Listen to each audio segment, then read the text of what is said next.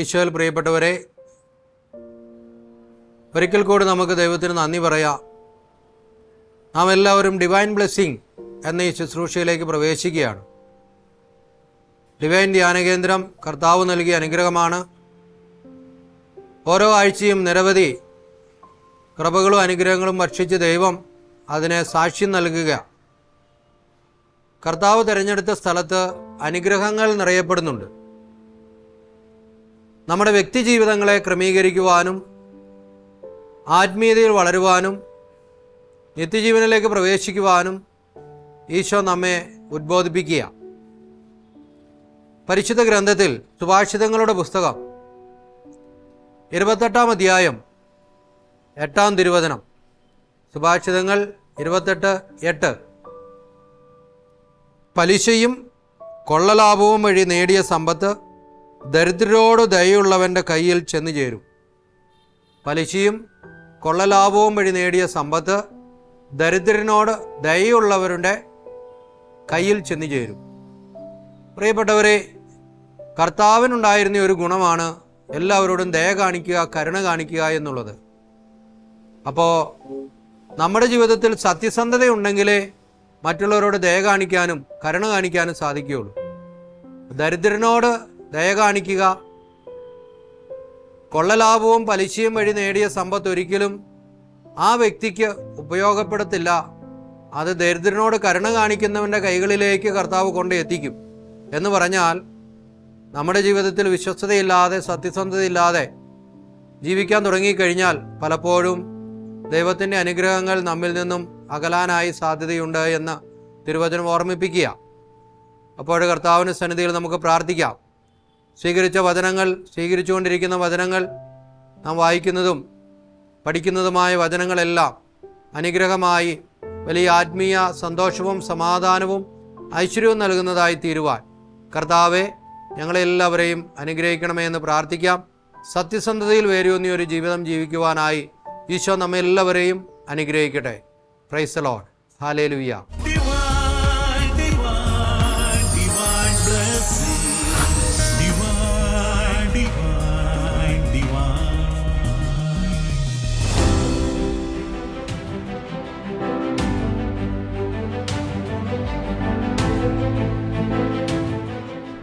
നിന്റെ കുടുംബത്തിൽ നിന്നിലൊരു അനുഗ്രഹം വരണമെങ്കിൽ നീ താഴ്വാരം വിട്ട് മല കയറണം.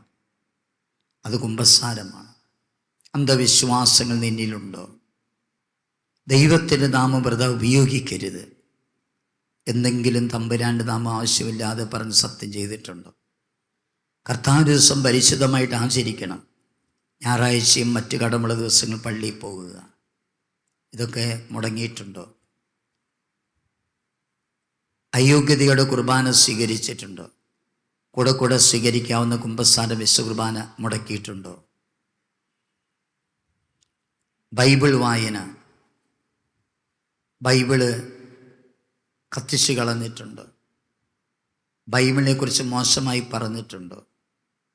ദൈവിക സന്ദേശങ്ങൾ, ദൈവിക വചനങ്ങളും പുച്ഛിച്ച് കളിയാക്കിയിട്ടുണ്ടോ? അവഗണിച്ചിട്ടുണ്ടോ? സഹോദര സ്നേഹബന്ധത്തിൻ്റെ ബലിപീഠങ്ങൾ. മാതാപിതാക്കന്മാരെ ബഹുമാനിക്കുക. മാതാപിതാക്കളും മക്കൾ സ്നേഹബന്ധം എങ്ങനെയാണ്? നിൻ്റെ മാതാപിതാക്കളുടെ മക്കളുടെ നിൻ്റെ സ്നേഹബന്ധം, ജീവിത പങ്കാളിയുള്ള സ്നേഹബന്ധം, സഹോദരങ്ങളുടെ സ്നേഹബന്ധം, അയൽവാസികൾ, ബന്ധുക്കൾ, കൂട്ടുകാർ സ്നേഹബന്ധം എങ്ങനെയാണ്? നേരെയാക്കുക. ക്ഷമിക്കേണ്ടവരോട് ക്ഷമിക്കുക, ക്ഷമ ചോദിക്കേണ്ടവരോട് ക്ഷമ ചോദിക്കുക. നല്ലൊരു കുമ്പസാരം. എത്ര മിനിറ്റ് വേണം നിങ്ങൾ കുമ്പസാരത്തിന് അനുവദിക്കുന്നു? മണിക്കൂർ വേണം, മണിക്കൂറെടുത്ത് കുമ്പസാരിക്കുക. അനുദപിച്ച് കണ്ണീരോടെ പാവേറ്റ് പറയുക.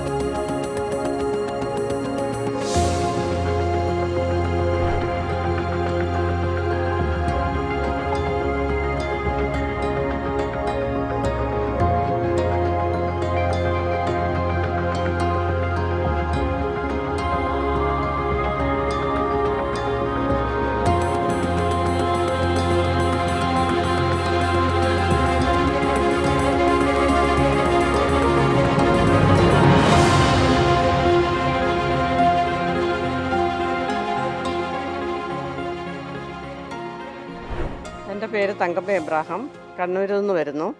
ധ്യാനം നല്ല അനുഭവമായിരുന്നു. പ്രത്യേകിച്ചും പനക്കിളച്ചൻ്റെ ക്ലാസ്. ഞാൻ അറിയാൻ ആഗ്രഹിച്ചിരുന്ന പല കാര്യങ്ങളും പനക്കിളച്ചൻ്റെ പ്രസംഗത്തിലൂടെ ദൈവം വെളിപ്പെടുത്തി തന്നു. വളരെ സന്തോഷമുണ്ട്.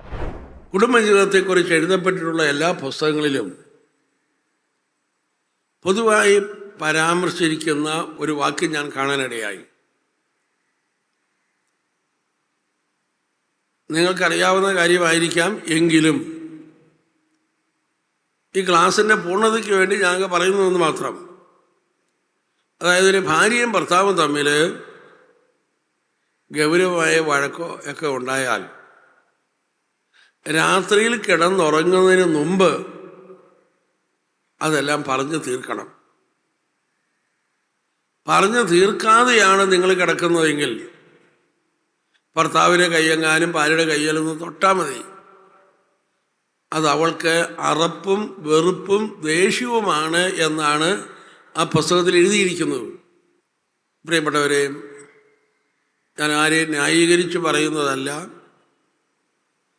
ഒരു 10-20-25 വർഷത്തിനുള്ളിലാണ് നമ്മുടെ കേരളക്കരയിൽ ഈ മൊബൈൽ ഫോണൊക്കെ വന്നത്. എല്ലാവരുടെയും കയ്യിൽ മൊബൈൽ ഫോണായി. ചില വീടുകളിൽ ചില ഭർത്താക്കന്മാർ ഭാര്യയെ കേൾക്കുന്നില്ല,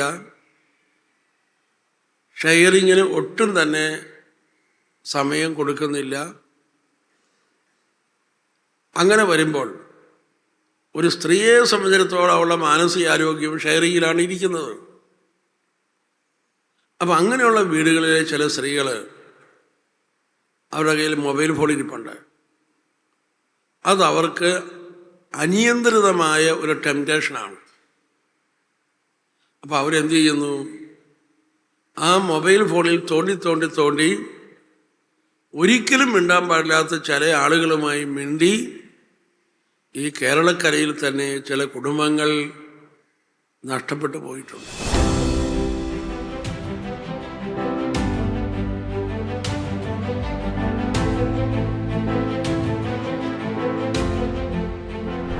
എൻ്റെ പേര് റോബർട്ട് മോറിസ്. ഞാൻ കന്യാകുമാരി ഡിസ്ട്രിക്റ്റിൽ നിന്ന് വരുന്ന, സ്ഥലം തൂത്തൂർ. എനിക്ക് ജോലിയില്ലാതെ കഷ്ടപ്പെട്ടിരുന്നപ്പോൾ ഞാൻ ഇവിടെ വന്ന് ധ്യാനത്തിൽ കൂടിയതിന് ശേഷം എനിക്ക് ഗൾഫിൽ പോകാനുള്ള സാഹചര്യമുണ്ടായി. പിന്നെ ഞാൻ കുടിക്കുമായിരുന്നു. അത് ഞാൻ ഈ യേശുവിൻ്റെ ഇത് എല്ലാം ഉൾക്കൊണ്ടതിന് ശേഷം 2000 ഞാൻ കള്ളുകൂടി നിർത്തി. അതായത് ബ്രാൻഡി കുടി അത് നിർത്തി. 25 വർഷം കൊണ്ട് ഞാൻ ഇപ്പോൾ കുടിക്കുന്നില്ല, കുടിയില്ല. വലിക്കുമായിരുന്നു, വലിയുമില്ല. എനിക്കിവിടെ ധ്യാനത്തിൽ വരുന്നതിൽ ഭയങ്കര സന്തോഷം, നല്ല തൃപ്തിയുണ്ട്. മറിയം ചടുതിയിൽ വേഗത്തിൽ എലിസബത്തിൻ്റെയും സക്രിയായുടെയും വീട്ടിലേക്ക് പോയി. അതെങ്ങനെ സംഭവിക്കും?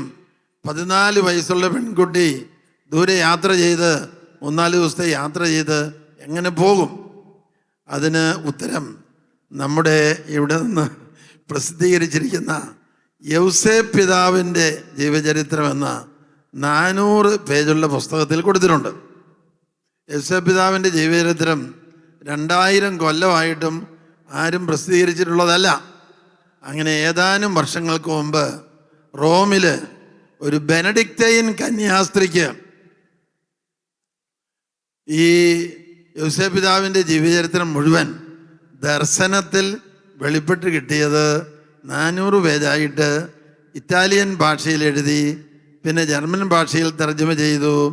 അത് കഴിഞ്ഞ് ഇംഗ്ലീഷ് ഭാഷയിൽ വന്നു. അങ്ങനെ ഞങ്ങൾ അമേരിക്കയിൽ ധ്യാനിപ്പിക്കാൻ ചെന്നപ്പോൾ യൗസേപ്പ് പിതാവിൻ്റെ ജീവചരിത്രം പ്രസിദ്ധീകരിച്ച ടീം ഞങ്ങളോട് പറഞ്ഞു, നിങ്ങളും ഇത് കേരളത്തിൽ കൊണ്ടുപോയി പ്രസിദ്ധീകരിക്കണം. അങ്ങനെ ഞങ്ങളിവിടെ വന്നപ്പോൾ ട്രാൻസ്ലേറ്റ് ചെയ്യാൻ പറ്റിയ ആളെ കിട്ടി. അങ്ങനെ യൗസേപ്പ് പിതാവിൻ്റെ ജീവചരിത്രം പ്രസിദ്ധീകരിച്ചു.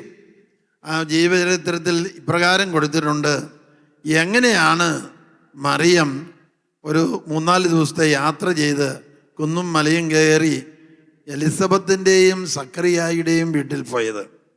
അതിങ്ങനെയാണ് യൗസേപ്പ് പിതാവിൻ്റെ ജീവചരിത്രത്തിൽ കൊടുത്തിരിക്കുന്നത്. മാലാഖ യൗസേപ്പിന് പ്രത്യക്ഷപ്പെട്ട് പറഞ്ഞു, നീയാണ് അവളെ കൊണ്ടുപോയി വിടേണ്ടത്. മറിയം ഗർഭിണിയാണെന്ന് പറഞ്ഞിട്ടില്ല. ഞാൻ അറിയിക്കുമ്പോൾ നീ പോയി അവളെ തിരിച്ചു കൊണ്ടുവരികയും വേണം. ഹല്ലേലൂയ.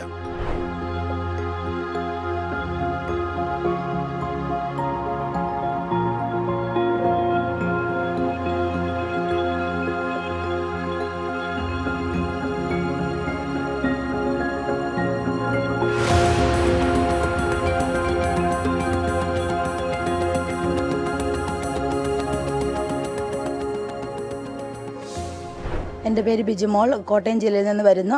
ദൈവനാമത്തിന് മഹത്വം ഉണ്ടാകട്ടെ. ഞാൻ 2 വർഷം മുന്നേ എൻ്റെ കാലിനൊരു സർജറി കഴിഞ്ഞിട്ട് മുട്ട് മടക്കാനോ നിവർത്തുവാനോ മുട്ടുകുത്താനോ ഒന്നും സാധിക്കാതെ വളരെ ബുദ്ധിമുട്ടിയിരുന്നൊരു സമയത്താണ് ഞാൻ ധ്യാനത്തിന് വന്നത്. ധ്യാനത്തിൻ്റെ ആരാധന 3-ാമത്തെ ദിവസത്തെ ആരാധന സമയത്ത് എനിക്ക് മുട്ടുകുത്തുവാനും നിലത്ത് ഇരിക്കുവാനും സാധിച്ചു. അതിനുശേഷം ഞാൻ സ്റ്റെപ്പെല്ലാം കയറി നോക്കി. സ്റ്റെപ്പ് കയറാനും ഇറങ്ങാനും എവിടെയും പിടിക്കാതെ ഇറങ്ങാനും കയറാനും എല്ലാം എനിക്ക് സാധിക്കുന്നു. കൂടാതെ ഞാൻ വളരെ വലിയ ഭാരത്തോടെ എൻ്റെ വിചാരം ഞാനാണ് ഞാൻ ശരി എല്ലാവരും തെറ്റെന്നുള്ള രീതിയിൽ മറ്റുള്ളവരെ എപ്പോഴും കുറ്റം പറയുന്ന ഒരു സ്വഭാവം എനിക്കുണ്ടായിരുന്നു. ഇവിടെ വന്നപ്പോൾ ഇവിടുത്തെ പ്രാർത്ഥനയിൽ നിന്ന് എനിക്ക് മനസ്സിലായി അവരൊന്നും അല്ല, ഞാനാണ് തെറ്റുകാരിയെന്ന്. അപ്പോൾ എല്ലാവരോടും ക്ഷമിക്കുവാനും എല്ലാവരെയും സ്നേഹിക്കാനുമുള്ള വലിയ കൃപ എനിക്ക് ലഭിച്ചു. യേശുവെ നന്ദി, യേശുവെ സ്തുതി. ഹല്ലേലൂയ. അറിവുള്ള ദൈവാനുഭവമുള്ള അങ്ങനെ കർത്താവുമായിട്ട് നല്ല ബന്ധത്തിൽ കഴിയുന്ന വ്യക്തി, ഇവന് മുമ്പോട്ട് ഒരടി പോലും നടക്കാൻ പറ്റുന്നില്ല. ഈ വെല്ലുവിളി അതിന് ഉത്തരം കൊടുക്കണം. അവൻ എന്ത് ചെയ്യുന്നറിയോ? തേക്കൻകാട് മൈതാനത്തിൻ്റെ പുറകിലുള്ള ഒരു മരച്ചുവട്ടിൽ ഈ അരിസഞ്ചി അങ്ങോട്ട് വെച്ചു. അരിസഞ്ചിയുടെ മുകളിലുള്ള ഓറഞ്ച് പൊതി എടുത്ത് കൈ പിടിച്ചു. ഓറഞ്ച് പൊതി എടുത്ത് കയ്യിൽ പിടിച്ചിട്ട് അങ്ങനെ തേക്കൻകാട് മൈതാനത്തിന് നടുവിലൂടെയുള്ള വഴിയിലൂടെ, സ്റ്റേജിലേക്ക് കയറാനുള്ള വഴിയിലൂടെ ഇങ്ങനെ വരിക. ജനം മുഴുവൻ ആകാംക്ഷയോടെ നിശബ്ദമായിട്ട് നോക്കിയിരിക്കുക. സ്റ്റേജിൽ ഇയാൾ കയറി മൈക്ക് ഇയാളുടെ കയ്യിലേക്ക് കൊടുത്തു. ഓറഞ്ച് പൊതി മുമ്പിലുണ്ടായിരുന്ന ആ പ്രസംഗപ്പെടുത്തിന് മേശപ്പുറത്ത് വെച്ചു. എന്നിട്ട് ആ പൊതി അങ്ങോട്ട് അഴിച്ചു. പൊതി അഴിച്ചിട്ട് അതിൽ നിന്നും ഒരു ഓറഞ്ച് എടുത്തു. ഒരു ഓറഞ്ച് എടുത്തിട്ട് ആൾക്കാരുടെ എല്ലാം പോയി ഒന്നും പറയുന്നില്ല, എല്ലാവരും ഇങ്ങനെ നോക്കിയിരിക്കുക.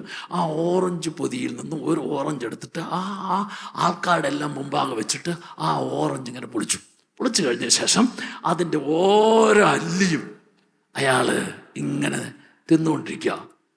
പൊളിച്ച ഓറഞ്ചിൻ്റെ അവസാനത്തെ അല്ലിയും തീർന്നു. എന്നിട്ട് വളരെ ആകാംക്ഷയോട് അക്ഷമരായിട്ടിരിക്കുന്ന ജനക്കൂട്ടത്തിൻ്റെ മുമ്പിൽ ചെറിയൊരു പുഞ്ചിരിയോട് ചോദിച്ചു, ഞാനിപ്പോൾ തിന്ന ഓറഞ്ചിൻ്റെ രുചി എന്താണെന്നോ, ഞാൻ തിന്ന ഓറഞ്ചിന് പുളിയാണോ മധുരമാണോ കയ്പാണോ എന്ന് ഇവിടെ ഇരിക്കുന്ന ആർക്കെങ്കിലും പറയാൻ പറ്റുമോ? ഇദ്ദേഹത്തിൻ്റെ ചോദ്യത്തിന് മുമ്പിൽ ചിലർക്കൊക്കെ മനസ്സിൽ ദേഷ്യം അരിശം തോന്നി. നമ്മുടെ എല്ലാവരുടെയും മുമ്പിൽ വെച്ചിട്ട് അയാൾ ഓറഞ്ച് പൊളിച്ചിട്ട് അതിൻ്റെ ഓരോ അല്ലിയും അയാൾ തിന്നിട്ട് ഇപ്പം നമ്മളോട് ചോദിക്കുകയാണ് അയാൾ തിന്ന ഓറഞ്ചിൻ്റെ രുചി എന്താണെന്ന്. ഇങ്ങനെ പല വിധത്തിലുള്ള അസ്വസ്ഥ ചിന്തകൾ ഉള്ളിലിരിക്കുന്നവരുടെ മുമ്പിൽ നിന്നുകൊണ്ട് ധൈര്യപൂർവ്വം പറഞ്ഞു, ഞാനിപ്പോൾ തിന്നതായ ഓറഞ്ചിൻ്റെ രുചി എന്താണ്, അതിന് പുളിയാണോ മധുരമാണോ കയ്പാണോ എന്ന് നിങ്ങൾക്ക് ആർക്കും പറയാനായിട്ട് സാധിക്കില്ല എന്ന് എനിക്ക് ഉറപ്പാണ്. ഇതുപോലെ അല്പസമയം മുമ്പ് ഇവിടുന്ന് ചോദിച്ചില്ലേ, ദൈവമുണ്ടെങ്കിൽ തെളിയിക്കാമെന്നോ? ദൈവത്തിന്റെ കാര്യവും അങ്ങനെ തന്നെയാണ്. അടുത്ത് വാക്കയാൾ പറഞ്ഞു, ദൈവം ഉണ്ട് എന്നത് എൻ്റെ വിശ്വാസമാണ്. എൻ്റെ വിശ്വാസം എന്നത് എൻ്റെ ജീവിതാനുഭവമാണ്. ഈ ജീവിതാനുഭവത്തെ അനുദിനം ഞാൻ സ്വന്തമാക്കുന്നത് ദൈവത്തിൻ്റെ സ്നേഹത്തിലൂടെയാണ്. എൻ്റെ പേര് ആഗ്നസ് ജോയ്. ഞാൻ എറണാകുളത്തു നിന്നാണ് വരുന്നത്. ഞാൻ ലോ ഗ്രാജുവേറ്റ് ആണ്. അപ്പം ഞാൻ എൻ്റെ കോഴ്സ് കഴിഞ്ഞൊരു പീരീഡ് ഓഫ് ടൈമിലാണ് ഇവിടെ ധ്യാനം കൂടാനായിട്ട് വന്നത്. അപ്പം വളരെ നല്ലൊരു ധ്യാനമാണ്. അപ്പം നമുക്കൊരു മൈൻഡ് റിലീഫ് കാര്യങ്ങൾക്കൊക്കെ വേണ്ടിയിട്ട് നമ്മളൊന്ന് കാമായിട്ട് നമുക്ക് ഒന്നുകൂടി വിശ്വാസത്തിലേക്കൊക്കെ ഒന്നുകൂടി അടുത്ത് നിൽക്കാൻ പറ്റുന്ന രീതിയിൽ വളരെയധികം നമ്മളെ സഹായിക്കുന്ന ഒരു ധ്യാനമായിരുന്നു. ഞാൻ വളരെ ഹാപ്പിയാണ് ഇവിടെ വന്ന് ധ്യാനം കൂടിയതിൽ. Thank you.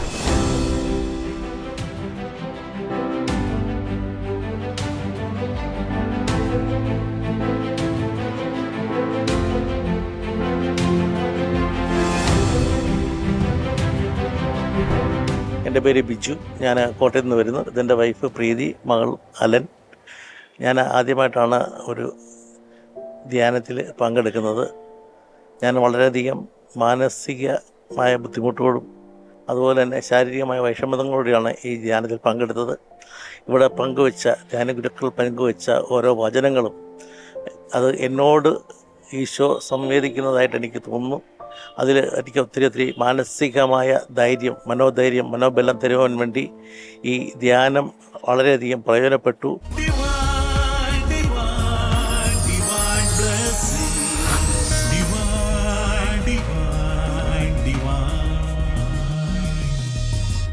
എന്തതിശയമേ ദൈവമേ, ഇതൊന്നും ചിത്ര കേൾക്കണ്ട. ഇങ്ങനെ നല്ല പാട്ടുകാരുണ്ട്. നമ്മുടെ ഒരു പാട്ട് പാടി, ഞാൻ എഴുതിയ പാട്ട്, കുരിശുമായി നിൻ്റെ കൂടെ വരാൻ. അപ്പോൾ കാശ് കൊടുക്കണ ആള് കാശ് എണ്ണുകയാണ്. അപ്പോൾ ചിത്ര മേഡം പറഞ്ഞു, എനിക്കാണെങ്കിൽ ഈ പാട്ടിന് കാശ് വേണ്ട. ഇത് ഡിവൈനും പനക്കലച്ചനും ഉള്ളതാണ് ഈ പൈസ. 1 വർഷം കൊണ്ട് 1.5 കോടി ആളുകൾ കണ്ടതും പാടിയതുമായി പാട്ടാണ്. കുരിശുമായി നിന്റെ കൂടെ വരാൻ ക്രൂശിതനാഥ കനിയണമേ.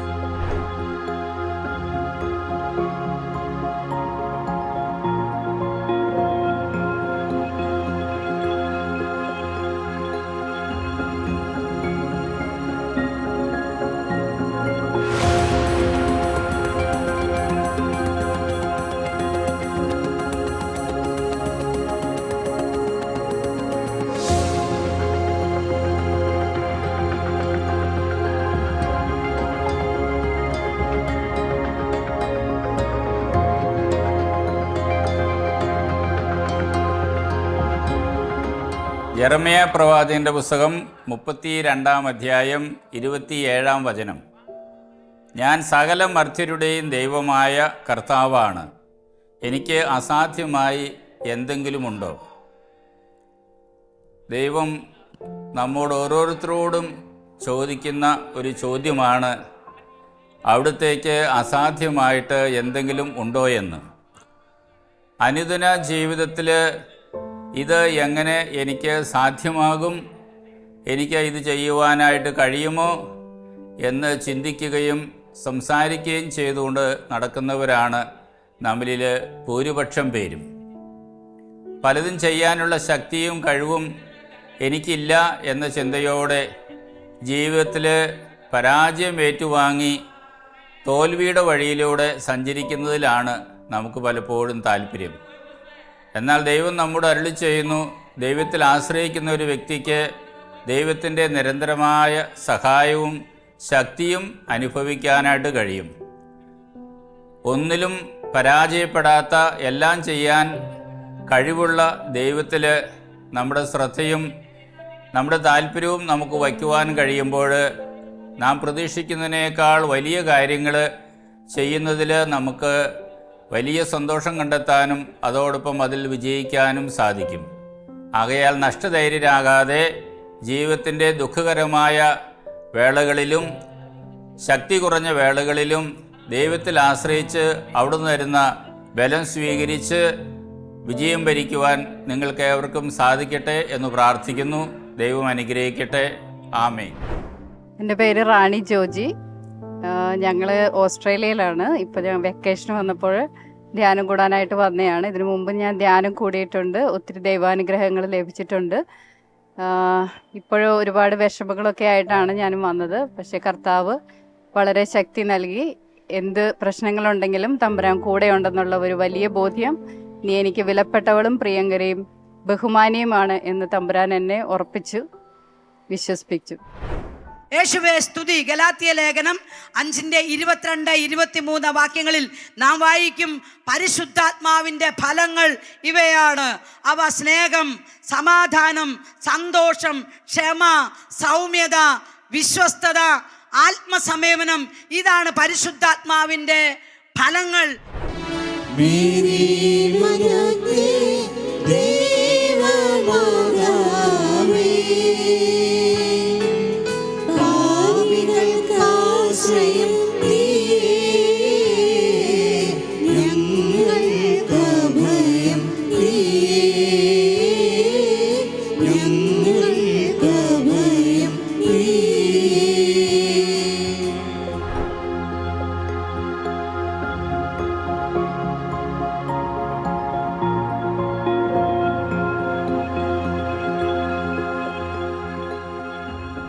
യേശുവേ നന്ദി, യേശുവേ നന്ദി, യേശുവേ.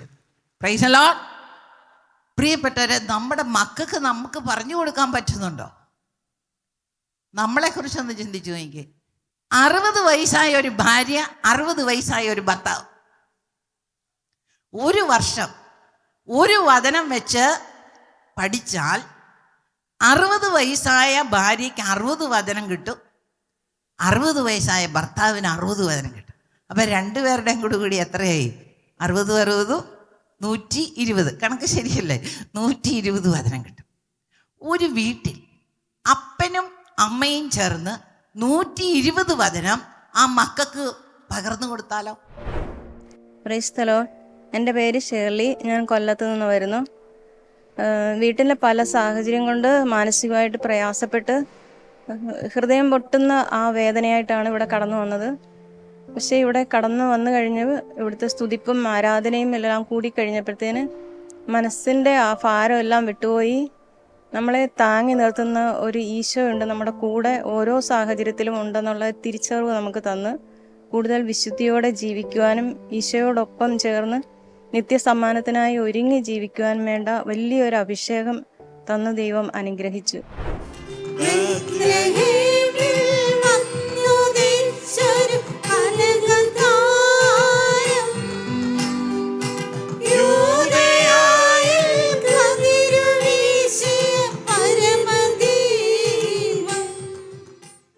വിശ്വസിക്കുന്നവരെല്ലാം ദൈവത്തിൻ്റെ മഹത്വം ദർശിക്കുന്ന സമയമാണ്.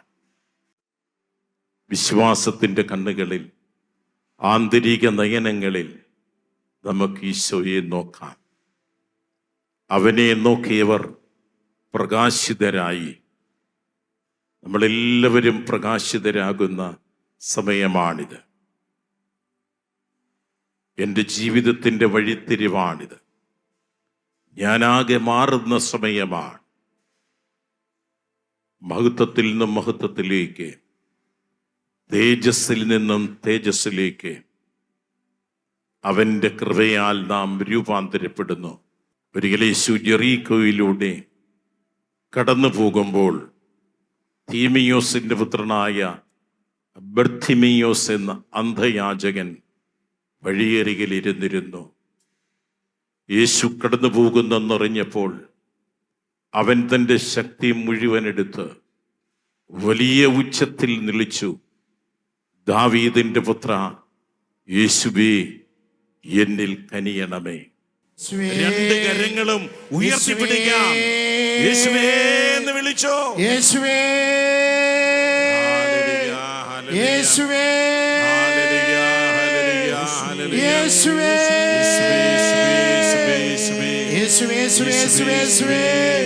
എല്ലാവരും ഇഷ്ടമുള്ള സ്വരങ്ങളിൽ, ഇഷ്ടമുള്ള ഭാഷകളിൽ, ഭാഷാപരമുള്ള ഒരു ഭാഷാപരത്തിൽ ദൈവത്തെ സ്തുതിക്കട്ടെ. ദൈവസ്തുതികൾ കൊണ്ട് മുഖരിതമാകട്ടെ വിടം. ഇതാ സ്വർഗവും ഭൂമിയും ഒന്നായി തീരുന്ന സമയമാണ്.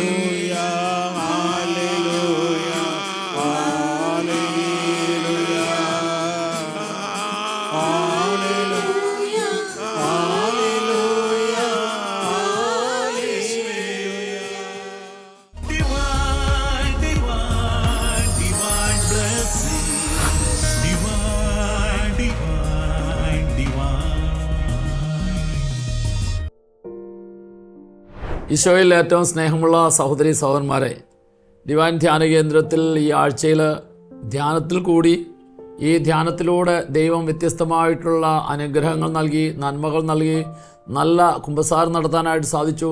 ഇന്നലകളിലെ ജീവിതത്തിൽ ആരോടെല്ലാം വിദ്വേഷവും വെറുപ്പും വൈരാഗ്യമുണ്ടായിരുന്നു, അവരോടെല്ലാം ക്ഷമിച്ച് ചോദിച്ച് നല്ലൊരു രമ്യതയുടെ മനസ്സിലേക്ക് വന്നു. ഇങ്ങനെ രമ്യതയിലേക്ക് മനസ്സിലേക്ക് വന്ന നമുക്ക് ഓരോരുത്തർക്കും പരിശുദ്ധാത്മാവിൻ്റെ വലിയ ശക്തിയും അഭിഷേകവും നിറവും കർത്താവ് നൽകി. ദൈവത്തിൻ്റെ ആത്മാവ് നമ്മൾ പ്രവർത്തിക്കുന്നത് നമ്മളിലൂടെ അനേകർക്ക് ലഭിച്ചതായ ഈ വചനത്തിൻ്റെ ചൈതന്യം അവരുടെ ജീവിതത്തിൽ മാനസാന്തരത്തിൻ്റെയും ദൈവാനുഭവത്തിൻ്റെ എല്ലാം വഴിയായി മാറുന്നതിന് വേണ്ടിയാണ്. അപ്പോൾ കർത്താവിൻ്റെ വചനം നമ്മളെ ഓർപ്പിക്കുന്നത് ഇങ്ങനെയാണ്. വെളിപാടിൻ്റെ പുസ്തകം 21-ാം അധ്യായം 3, 4 ദിവചനം. ഇതാ ദൈവത്തിൻ്റെ കൂടാരം മനുഷ്യരോട് കൂടെ, അവിടുന്ന് അവരുടെ ഇടയിൽ വസിക്കും, അവിടുന്ന് അവരുടെ തായിരിക്കുകയും ചെയ്യും. അപ്പോൾ ഈ ആഴ്ചയിലെ ധ്യാനത്തിലൂടെ ദൈവം നമ്മളിൽ ഓരോരുത്തരിൽ വസിച്ചു.